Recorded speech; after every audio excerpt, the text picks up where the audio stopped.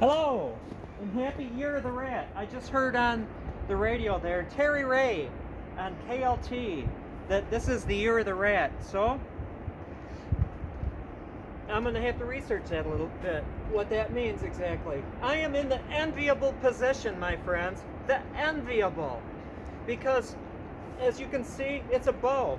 And my goodness.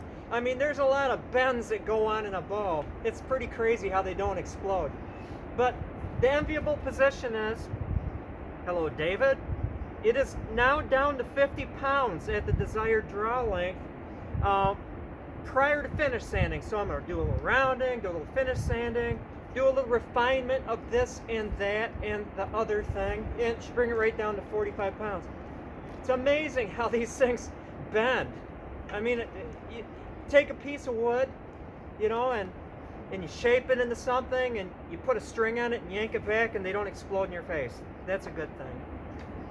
I have a confession. Should have some music playing here. Let me scooch up a little bit. There we go. Now imagine there's sad music playing. A confession is that you've listened to me play various instruments, and obviously, if you've heard me playing the guitar, I don't play the guitar, but I want to. I've committed myself. Make sure nobody's listening here, even though no one would get mad at me. I wound up doing my research, you know, as the flat earthers out there say, done my research, and I decided upon the fact that I need an electric guitar. I have to. Everyone needs, you know, a violin and a mandolin, an electric guitar, and just about everything, you know, suit your needs, suit the needs of living. It's like, what do I get? The nice thing about electric guitars nowadays is you could spend $100. You could literally spend $100 and buy a Chinese-made electric guitar that, you know, matches a $500 electric guitar that we would have bought, you know, back in the 80s or 70s. But nowadays, that's not the case. However, I am a person of tradition. And it's like, what kind of electric guitar do I need? It doesn't need to be an excessive one. I don't need to have like a humbucker and two single coils. I don't need a lot of stuff. I don't need the split coils. I don't need all that stuff. I just need a good rock and roll guitar. And so I went back to the roots. Peavey. You've heard of Peavey amplifiers, Peavey electronics, and Peavey this and that that's electrified. They also make guitars and basses.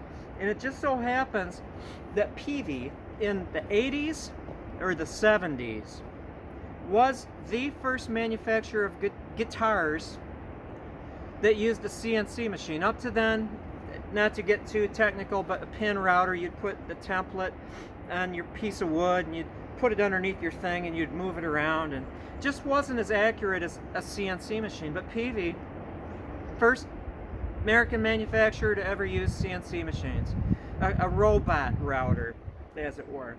And so I picked up for a whopping $179, the price was reduced, a vintage, gotta have vintage, old is good.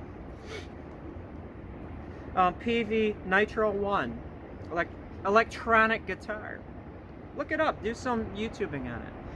Ultimately simple, well thought out. There was a Nitro 1, 2, and 3, depending on the style of pickups in it. But the Nitro 1 had one humbucker.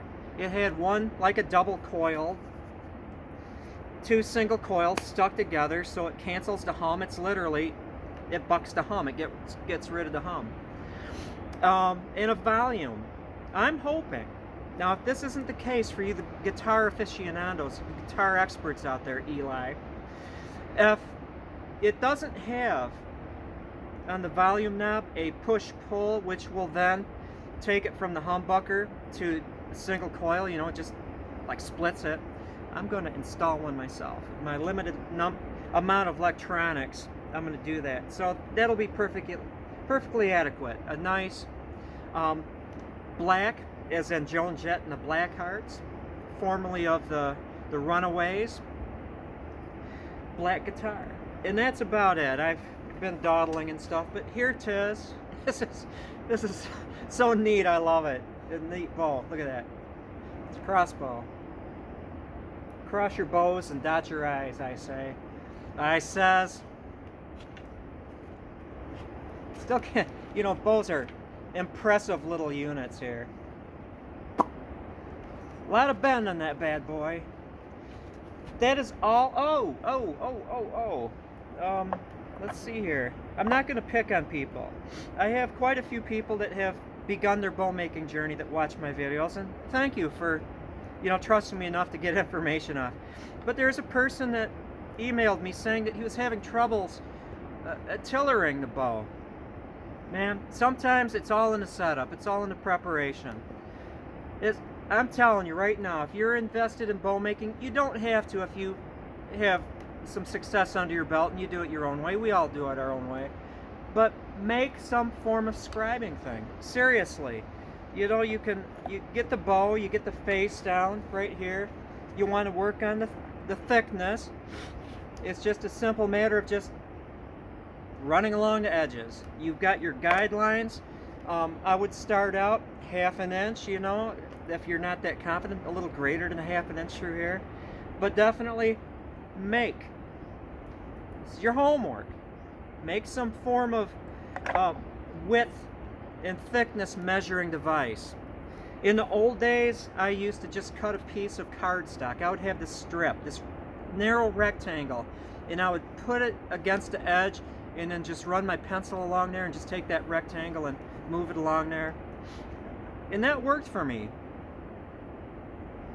Until I came up with that, definitely. I mean, seriously, it's all in the preparation. Make sure that you've got the tools you need, whether or not it's a sharp hatchet or a nice knife that you can scrape and, you know, do a little carving with. A good rasp, what have you. But this is definitely part of the setup. I will say it again, I will reiterate once again, make some form of scribing tool. Alrighty tighty. I don't have an arrow handy. I've been actually shooting this bow. It's a lot of fun. It's a good bow.